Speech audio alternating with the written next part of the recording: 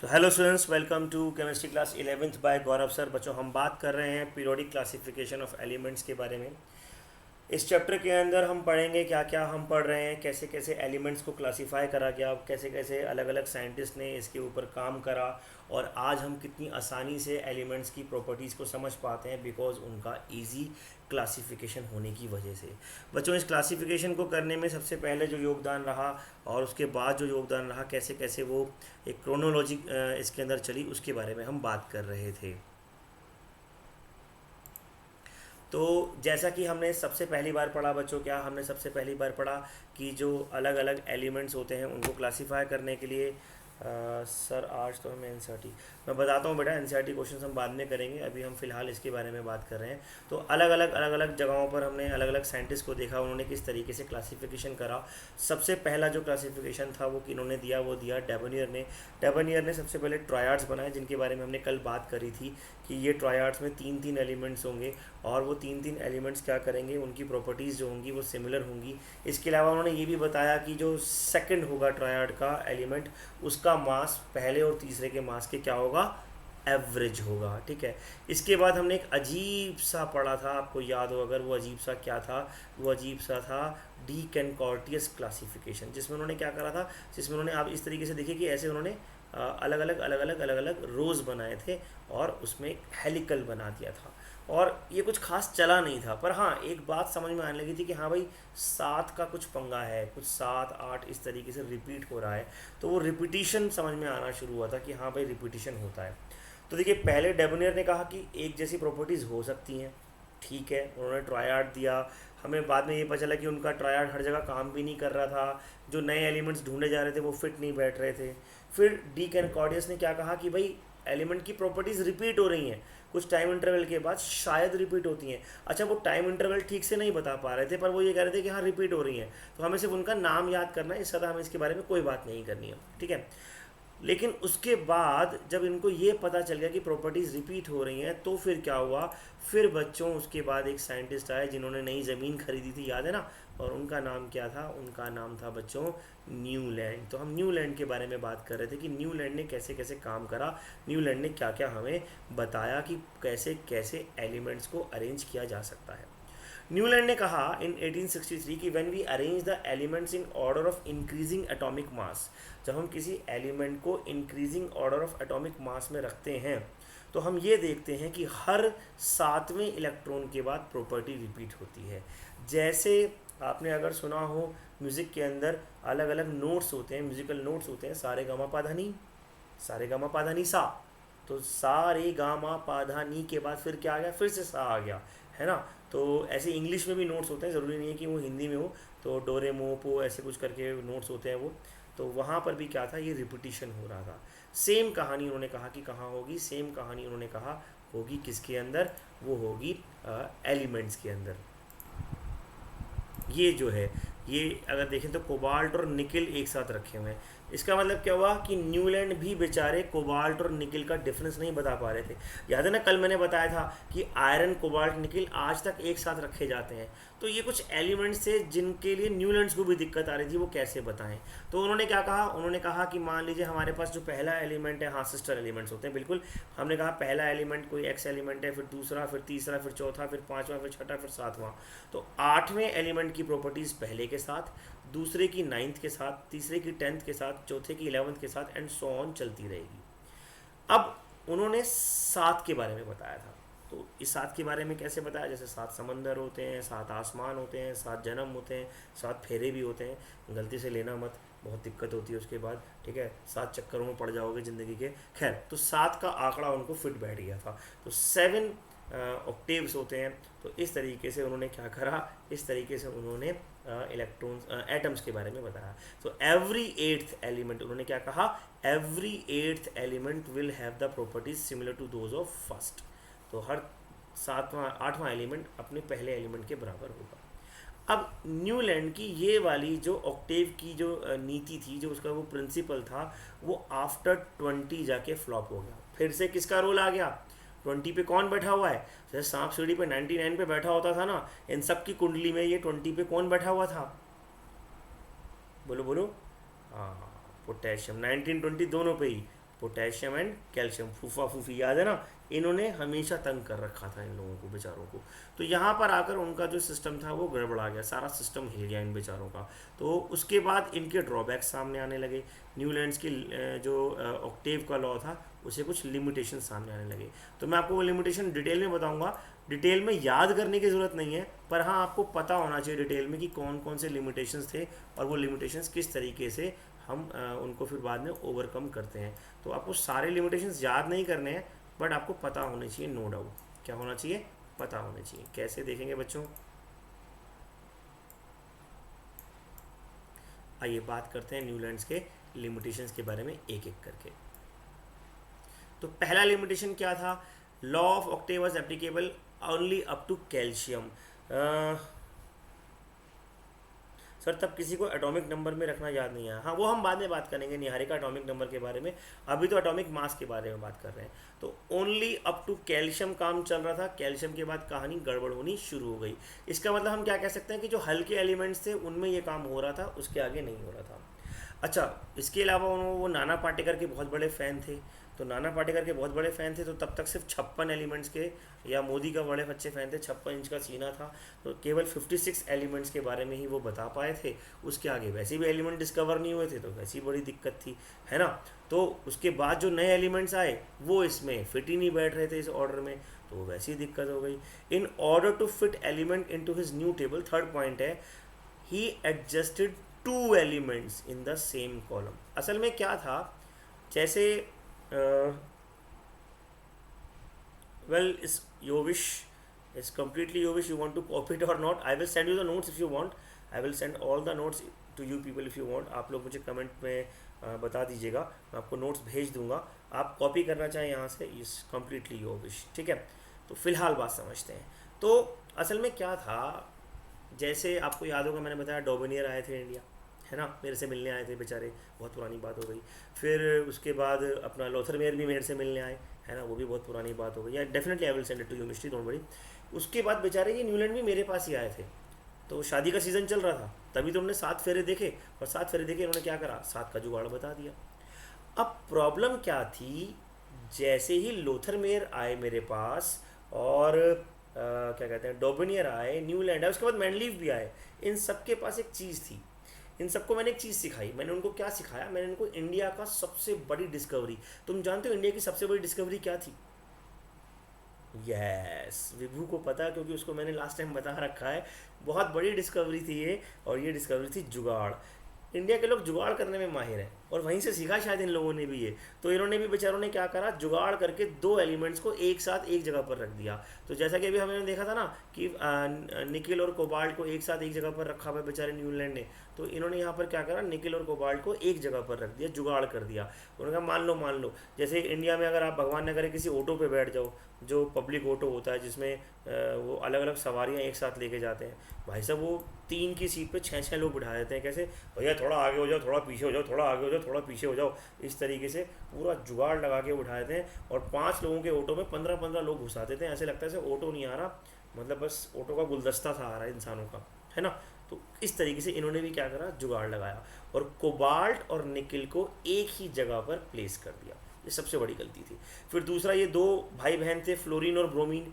वैसे तो इनकी आपस में कभी नहीं बनती फ्लोरीन ब्रोमीन की, फ्लोरीन बहुत नोटी है, ब्रोमीन बेचारा है, फ्लोरीन नोटी है, फिर भी इन दोनों को एक साथ रख दिया। तो ये कुछ गलतियाँ वो करते रहे। फिर उसके बाद जैसे कि मैंने बताया कि आयरन जिसकी प्रॉपर्टी रिजेंबल करती है किससे, कोबाल्ट से और निकिल से। आयरन जिसकी प्रॉपर्टी रिजेंबल करती है किससे, कोबाल्ट से और निकिल से, उनको वो अलग अलग रख दिया। मतलब आयरन को अलग रख दिया, बताओ, सिस्टर एलिमेंट्स में से आयरन को अलग कर दिया। भाई 3 बहनें होती हैं ना, आपस में अलग हो नहीं सकती, उनकी आपस में खुसर लगी रहती है। और इन्होंने इतनी बड़ी गलती कर दी, माना इनके पास बहुत ज़मीन थी इसलिए इनको न्यूलैंड कहते थे, इन्होंने आयरन को अलग कर दिया जो कि पॉसिबल नहीं था। फिर उसके बाद जो अगली प्रॉब्लम आई वो क्या है कि भैया नोबल गैसेस, इनर्ट गैसेस की डिस्कवरी हो गई। और जब इनर्ट गैसेस की डिस्कवरी हो गई तब तो भैया फिर इनका जो न्यूलैंड का ऑक्टेव था वो पूरा का पूरा क्या हो गया, फ्लॉप हो गया, ड्रॉप आउट हो गया, और वहाँ सारी कहानी ख़त्म हो गई। तो आई होप आपको समझ में आया होगा कैसे कैसे न्यूलैंड ने अपनी कहानी को आगे बढ़ाया था। अब ये आए हमारे पास लोथरमेयर। लोथरमेयर नाम के एक साइंटिस्ट थे, इन्होंने क्या करा, इन्होंने क्लासिफिकेशन को एक नया ही आयाम, एक नई ही डायरेक्शन, नई डायमेंशन दे दी। इन्होंने कुछ नहीं करा, एक बहुत सिंपल सा काम, हालांकि ये तुम्हें लग रहा है या मैं कह रहा हूँ, गलत कह रहा हूँ कि कुछ नहीं करा, अपने आप में बहुत बड़ा काम था। इन्होंने ग्राफ बनाया, और वो ग्राफ किसके बीच में बनाया बच्चों? वो ग्राफ बनाया एटॉमिक वॉल्यूम, यानी कि एटम की वॉल्यूम के बीच में और एटम के मास के बीच में। जब वॉल्यूम और मास का रेशो निकाला तो एक तरीके से डेंसिटी आ गई, मास अपॉन वॉल्यूम डेंसिटी होता है ना, तो एक तरीके से डेंसिटी निकालनी शुरू करी। खैर, इन्होंने एक ग्राफ बनाया, बहुत ध्यान से सुनना, बड़े मज़ेदार चीज़ करी इन्होंने। जब इन्होंने ये ग्राफ बनाया बच्चों, तो उसके बाद जो वैल्यूज़ आई, वो वैल्यूज़ के हिसाब से ये उस ग्राफ को पुट करते गए। अब जैसे कि आप यहाँ देखेंगे, ये है हाइड्रोजन, ये हीलियम, फिर ये लिथियम, फिर इसके बाद नीचे बेरिलियम, फिर बोरोन, कार्बन, नाइट्रोजन, इस तरीके से आते गए।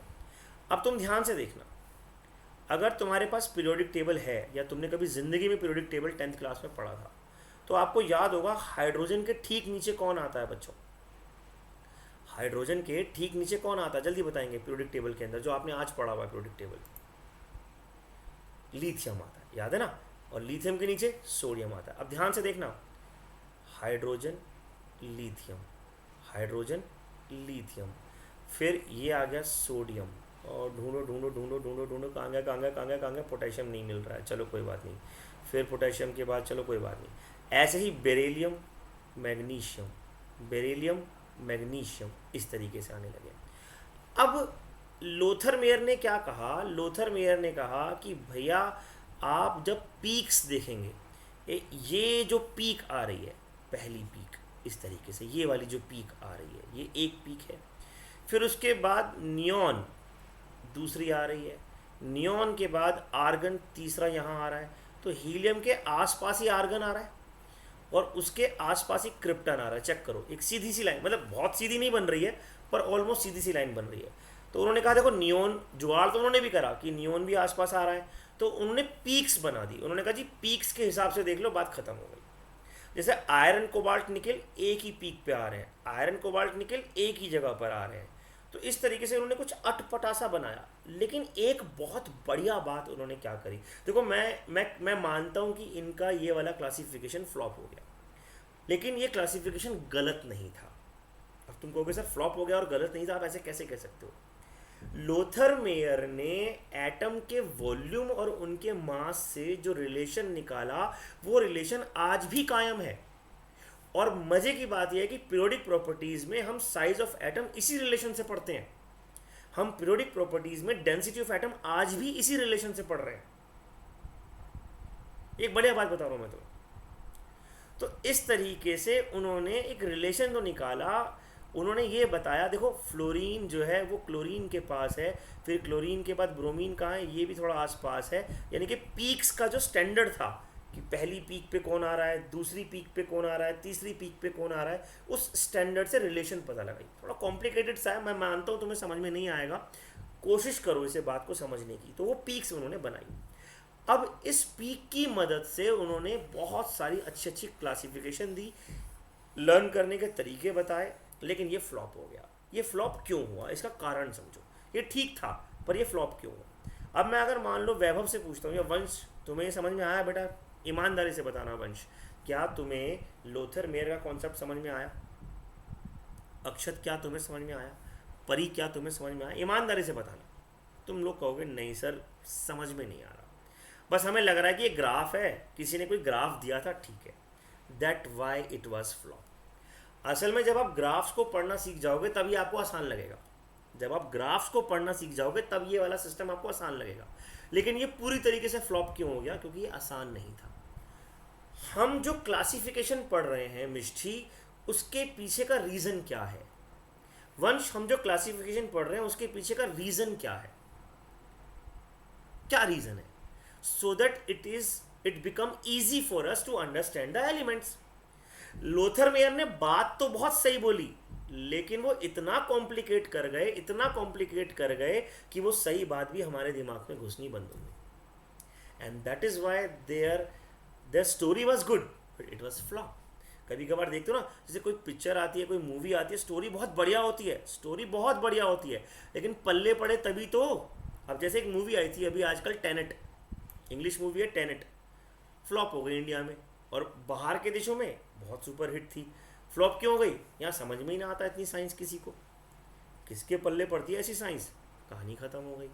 तो basically Lothar Meyer was not bad, they were very complicated. Got my point? तो आपको क्या याद करना है? आपको याद करना है mayor was best known for his part in the periodic classification of the element. He noted a Newlands did in England. उन्होंने देखा कि भाई न्यूलैंड ने क्या करा, न्यूलैंड ने रिपीटेटिव प्रॉपर्टीज निकाली। न्यूलैंड ने कहा भाई प्रॉपर्टीज रिपीट हो रही हैं। अब वो प्रॉपर्टीज रिपीट क्यों हो रही हैं? तो उन्होंने बस क्या करा, if the elements were arrange in order of their atomic weight they fell into the group of similar chemical and physical properties repeated at periodic interval. ये बात मेंडलीव ने लोथर मेयर से समझी थी। अगर लोथर मेयर अपना इस complication वाली बात में केवल ये लास्ट लाइन ना जोड़ते तो मेंडलीव जिंदगी में ये ट्राई ना करता। सच बात ये है। तो हम लोथर मेयर को इसलिए नहीं पढ़ रहे कि हमें लोथर मेयर पढ़ना है, हम लोथर मेयर को इसलिए पढ़ रहे हैं कि Lothar Meyer was the first who explain the periodicity कि हाँ कुछ तो होने वाला है। न्यूलैंड ने भी नहीं कहा था, न्यूलैंड ने कहा था हो सकता है, जैसे 7 ऑक्टेव होते हैं, उन्होंने तो एक हाइपोथेटिकल बात बोल दी कि होते होंगे भाई, 7 समुंदर, 7 रंग, 7 फेरे, 7 ये 7 वो। लेकिन लोथर मेयर ने उस बात को प्रूव करा इस ग्राफ की मदद से। ग्राफ समझ में नहीं आ रहा, कोई बात नहीं, तो हम क्या डिफाइन करेंगे, हम सिर्फ नाम याद रखेंगे। Lothar Meyer was the scientist who prepare a graph between किस किस के बीच में, atomic volume and atomic mass. इतना तो याद रख लोगे ना, एटॉमिक वॉल्यूम और एटॉमिक मास के बीच में ग्राफ बनाया गया था। बोलो इतनी बात तो समझ में आती है ना, एटॉमिक वॉल्यूम और एटॉमिक मास के बीच में ग्राफ बनाया था, ये बात तो समझ में आती है ना। उनके बीच में ग्राफ बनाया, पीक्स बनाई और रिलेशन निकाल दी, दैट्स इट। हमें ऐसा कुछ नहीं करना, ना सीबीएसई में, ना आईसीएसई में, यूपी बोर्ड में दूर दूर तक नहीं, कॉम्पिटिशन में भी नहीं आएगा, मैं गारंटी दे रहा हूँ। मैं आपको ये ऑन रिकॉर्ड बोल रहा हूँ, कंपटीशन में भी ये बात नहीं आएगी। सिर्फ इतना आएगा कि उन्होंने क्या करा था, उन्होंने ग्राफ बनाया था किसके बीच में, वाई एक्सिस पे एटॉमिक वॉल्यूम, एक्स एक्सिस पे एटॉमिक मास, दैट्स इट। ये 2 बातें करी और उन्होंने ही वो पहले इंसान थे जिन्होंने ये कहा था कि प्रॉपर्टीज रिपीट होती हैं, जिन्होंने कहा था प्रॉपर्टीज रिपीट होती हैं, दैट्स इट। तो लोथर मेयर के बारे में अगर आप इतना भी समझ पाते हैं और लोथर मेयर के बारे में आप इतना भी बता पाते हैं तो भी काफ़ी है। अब बात करते हैं बच्चों हम लोग किसके बारे में, मेंडलीव के टेबल के बारे में, मेंडलीव की क्लासिफिकेशन के बारे में। नो मेंडलीव या दिमित्री इवानोच मेंडलीव एक रशियन साइंटिस्ट थे, तो इसको आप ऐसे प्रोनाउंस कर सकते हैं दिमित्री इवानोच मेंडलीव, ठीक है ना। तो ये बहुत बढ़िया साइंटिस्ट थे। इन्होंने क्या करा, इन्होंने भी यही कहा कि the elements when are arrange in increasing order of atomic masses their properties repeated after several interval of time. Lothar Meyer ने भी थोड़ी थोड़ी यही बात कही थी, मेंडलीव ने भी यही बात कही।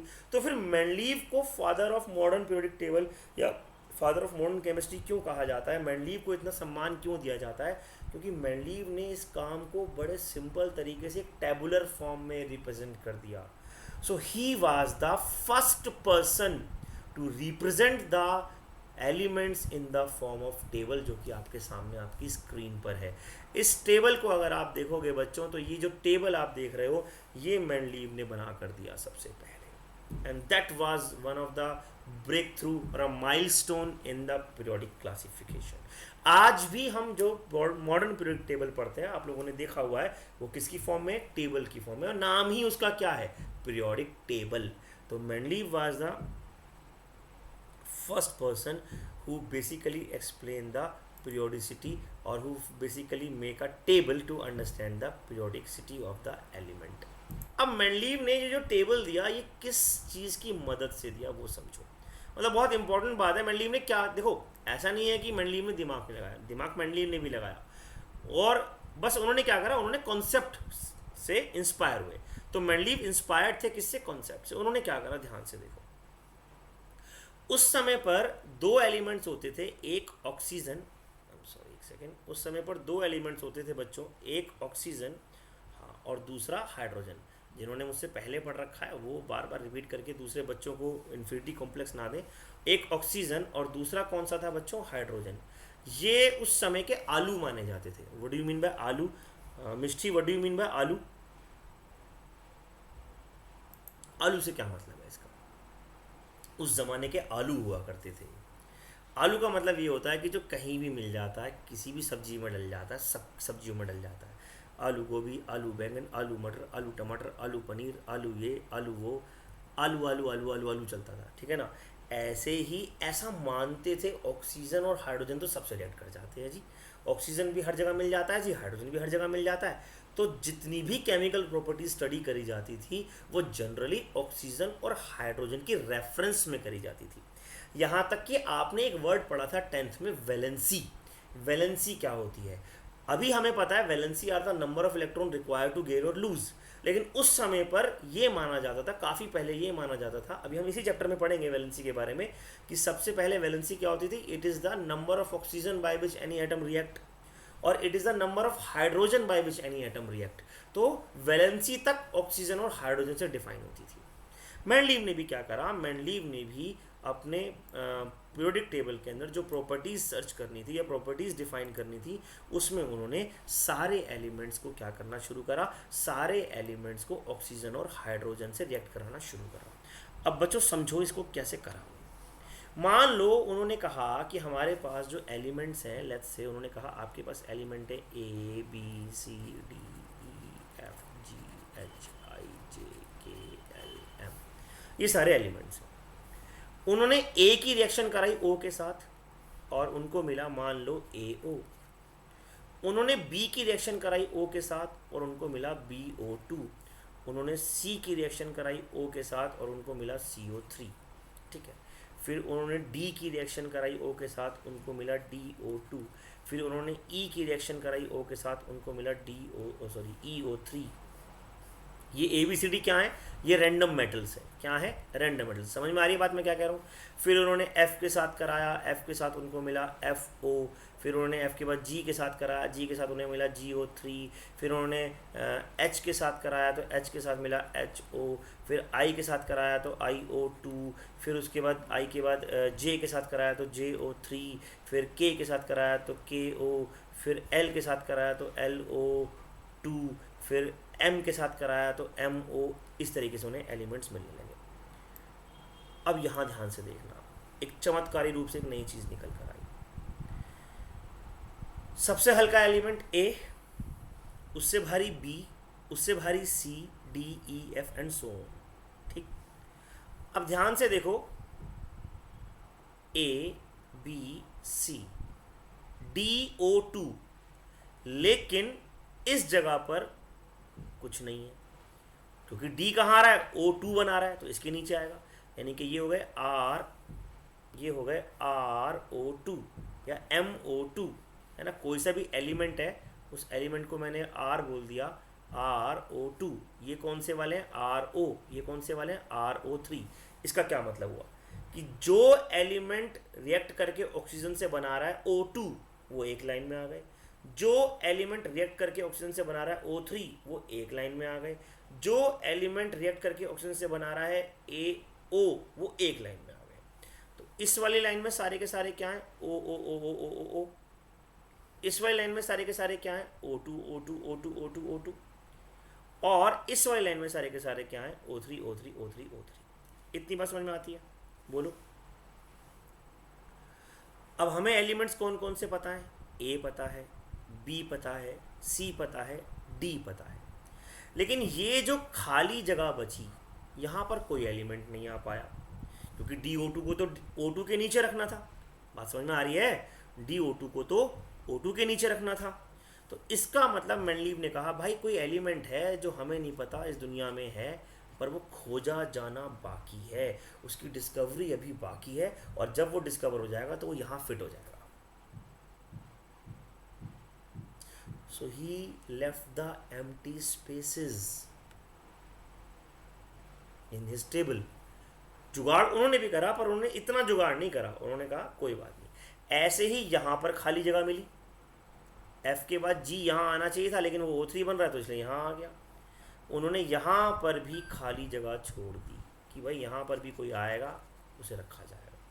फिर उसके बाद उन्हें खाली जगह फॉर एग्जांपल यहाँ मिल गई। ये मैं हाइपोथेटिकल बता रहा हूँ तुम्हें सिर्फ समझाने के लिए। फिर उनको यहाँ खाली जगह मिली तो उन्होंने कहा यहाँ भी कोई आएगा, जब वो आएगा तो वो यहाँ रखा जाएगा। तो इस तरीके से जगह जगह पर उन्होंने क्या करा, एम्प्टी स्पेसेस छोड़े और उन्होंने कहा कि in near future we will be able to find out some type of atoms there and they will fill this places, और उनकी प्रॉपर्टीज़ ये होंगी। यानी कि अब जो एलिमेंट यहाँ पर मिलेगा, कहाँ पर, ए के नीचे वाला मिलेगा, पक्की बात है वो ऑक्सीजन के साथ कैसे रिएक्ट करेगा। मान लो वो एलिमेंट एक्स था तो एक्स क्या बनाएगा, XO, XO2 या XO3। अब ये एलिमेंट हमें मिल गया और ये एक्स है तो ये क्या बनाएगा, ये XO बनाएगा। तो उसकी प्रॉपर्टीज हमें पहले ही पता है। अब मान लो यहाँ पे जो एलिमेंट मिलना था वो Y है तो वो YO2 बनाएगा। Got my point. तो इस तरीके से ऑक्सीजन के साथ रिएक्ट करके और इस तरीके से हाइड्रोजन के साथ रिएक्ट करके जो थे मेंडलीव थे, उन्होंने पीरियोडिक टेबल का आविष्कार कर लिया एक तरीके से, या उसको बनाया और लोगों को समझाया।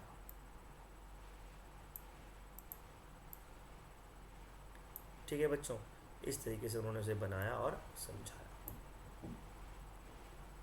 हाँ, ये उनकी सबसे मेन अचीवमेंट थी। हालांकि इसके अलावा और भी अचीवमेंट थी मेरे हिसाब से, और दुनिया के हिसाब से उनकी मेन अचीवमेंट क्या है कि उन्होंने टेबल की फॉर्म में रख दिया। सभी एलिमेंट्स को टेबल की फॉर्म में रखना उनकी सबसे मेन अचीवमेंट थी बेटा। उसके बाद सेकंड अचीवमेंट थी that he also explain the properties of those elements जो अभी तक ढूंढे ही नहीं गए थे, जो भी मिले ही नहीं थे, उनको भी उन्होंने वहां पे लाके रख दिया था। बोलो समझ में आया सभी बच्चों को? इस तरीके से। ठीक है बच्चों, अब ऐसा तो नहीं है कि उनका पीरियोडिक टेबल सबसे बढ़िया था, फ्लॉप तो वहाँ पर भी कुछ ना कुछ हुआ, लेकिन हाँ उनका पीरियोडिक टेबल अपने आप में एक क्रांतिकारी चीज़ थी, एक सबसे बढ़िया चीज़ थी जो वहाँ से निकल कर आई। रिप्लाई सभी बच्चे करते रहोगे तो मुझे अच्छा लगेगा कि हाँ सबको समझ में आ रहा है। ठीक है बच्चों, अब उन्होंने क्या क्या करा देखते हैं आगे, उनके टेबल के बारे में कुछ बात कर लेते हैं। सबसे पहली बात तो ये जो वर्टिकल रोज हैं, जो वर्टिकल रोज हैं मेंडलीव के पीरियोडिक टेबल के अंदर, ये कहलाते थे क्या, ये आज भी कहलाते हैं और पहले भी कहलाते थे क्या बच्चों, ये कहलाते हैं पीरियड्स। क्या कहलाते हैं, ये कहलाते हैं पीरियड्स। तो आप यहाँ देख पा रहे हैं the vertical rows are known as period, period 1, period 2, period 3, period 4। मतलब रोज कहने का मतलब है इस तरीके से नहीं, इस तरीके से। तो ये हो गया पीरियड 1, ये पीरियड 1, ये पीरियड 2, मतलब horizontal lines are basically periods. ठीक है ना, इस तरीके से। Period 3, period 4, period 5, period 6। तो कितने पीरियड्स थे, 6 पीरियड थे। कितने पीरियड थे, 6 पीरियड थे। और अगर आप ऐसे देखो सीधी सीधी, तो ऐसे देखने वाली चीज़ें क्या कहलाती हैं, मतलब अगर मैं इसे वर्टिकल बोल दूँ इसको, तो मतलब समझ लो ना मैं क्या कहना चाह रहा हूँ। इसको अगर वर्टिकल बोल दूँ तो ये वर्टिकल चीज़ें कहलाती हैं बच्चों क्या, ग्रुप्स। तो ये कहलाएंगी क्या, ग्रुप्स।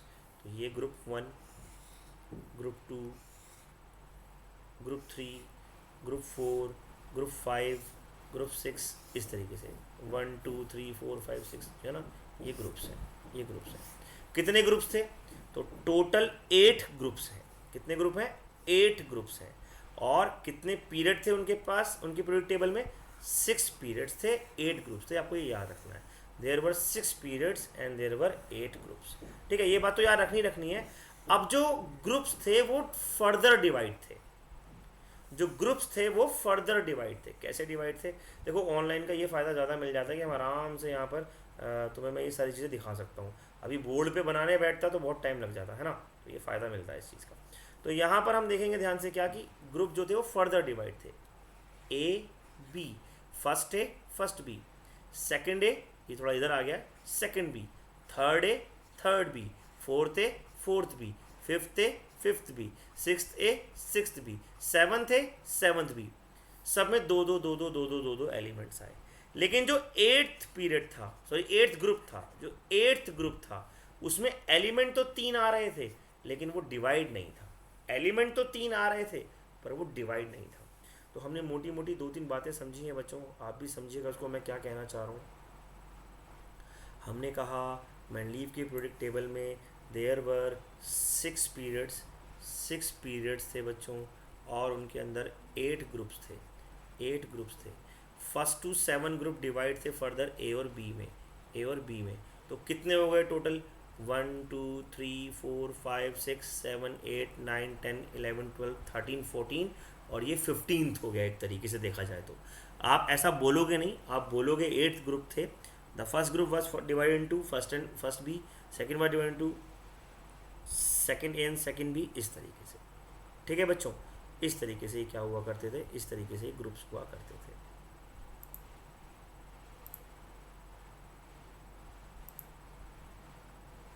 हम समझते हैं characteristics of mainly periodic table क्या क्या है। तो जैसे कि मैंने बताया कि हर ग्रुप डिवाइड है किसमें, फर्दर 2 सब ग्रुप्स में। इन सब ग्रुप्स में जो एलिमेंट रखे गए वो हो जाता है बेटा कभी कभी, इन सब ग्रुप्स में जो एलिमेंट रखे गए उस समय पर ये लगता था कि इन एलिमेंट्स की प्रॉपर्टी एक जैसी है। जैसे कि कैल्शियम और जिंक, अगर आप यहाँ देखें ये आपको दिखेगा कैल्शियम और जिंक। अब कैल्शियम और जिंक की प्रॉपर्टी एक जैसी कैसे हो सकती है सर, है ना। अगर कोई आपसे पूछे कि भाई कैल्शियम और जिंक की प्रॉपर्टी एक जैसी तो कैसे हो सकती है, देखिए कैल्शियम अगर मान लीजिए क्लोरीन के साथ रिएक्ट करता है तो क्या बनाएगा, या ऑक्सीजन के साथ रिएक्ट करता है तो क्या बनाएगा, कैल्शियम ऑक्साइड। और जिंक अगर रिएक्ट करता है तो क्या बनाएगा, ZnO। तो मेनली बेचारे को लगा कि दोनों मेटल हैं, दोनों की वैलेंसी +2 है और दोनों डिजोल्व नहीं होते पानी में ज़्यादा अच्छे से, तो दोनों को एक साइड रख देते। यहाँ वो बेचारे गड़बड़ कर गए, पर उन्होंने रख दिया। अब रख दिया तो रख दिया, कुछ कर नहीं सकते थे। ऐसे ही उन्होंने क्या करा, उन बेचारों को लगा कि भैया रुबीडियम और सिल्वर इनकी प्रॉपर्टी एक जैसी है, जबकि कहाँ रुबीडियम फर्स्ट ग्रुप का और कहाँ सिल्वर बेचारा जो है वो 15-16 ग्रुप के आसपास कहीं आता है। वहाँ पर 15-16 तो नहीं, आई थिंक 13 आता है या 12 आता है, जो भी आता ना, 8th या 9th में से कहीं आता है, ठीक है ना। खैर बताऊंगा अभी कहाँ आता है, तो वहाँ पर हो गया।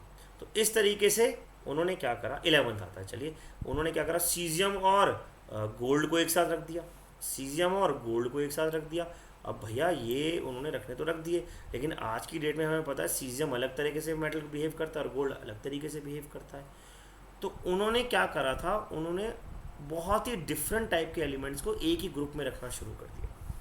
फिर वो भी बेचारे ये नहीं बता पाए कि आयरन कोबाल्ट निकल को एक साथ क्यों रख रहे हैं, क्योंकि उनकी प्रॉपर्टीज एक जैसी थी। दूसरी बात क्या थी, कहाँ वो बेचारे फंस गए, उन्होंने कहा था the elements are arrange in order of increasing atomic mass. Mendeleev ने कहा when the elements are arrange in order of increase atomic mass their property repeats. ठीक है, हम मान गए कि भैया उनकी प्रॉपर्टी रिपीट करती है जब हम क्या करते हैं, increasing order of atomic mass में रखते हैं।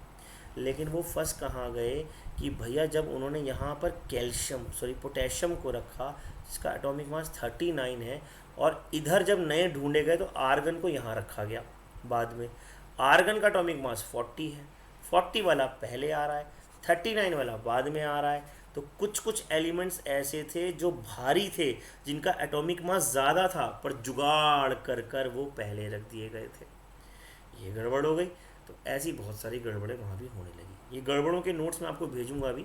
तो ये कुछ गड़बड़ें थी, तो इनके बारे में हमें डिटेल में पढ़ना है बच्चों। हम कल पढ़ेंगे डिटेल में मेंडलीव के क्या क्या प्रॉब्लम्स रहे, क्या क्या अचीवमेंट्स रहे। लेकिन फ़िलहाल मैंने आपको एक आइडिया दिया मेंडलीव का पीरियोडिक टेबल कैसे कैसे फॉलो होता है, मेंडलीव के पीरियोडिक टेबल में क्या क्या चीज़ें हैं। आई होप आपको यहाँ तक समझ में आया होगा। अगर कुछ समझ में नहीं आया तो प्लीज़ मुझसे पूछिएगा। तो बच्चों आगे हम पढ़ेंगे क्या, मेंडलीव के पीरियोडिक टेबल के ड्रॉबैक्स और अचीवमेंट्स को डिटेल के अंदर। उसके लिए आपको हमारे नेक्स्ट लेक्चर का वेट करना पड़ेगा। That's all for today, thank you very much.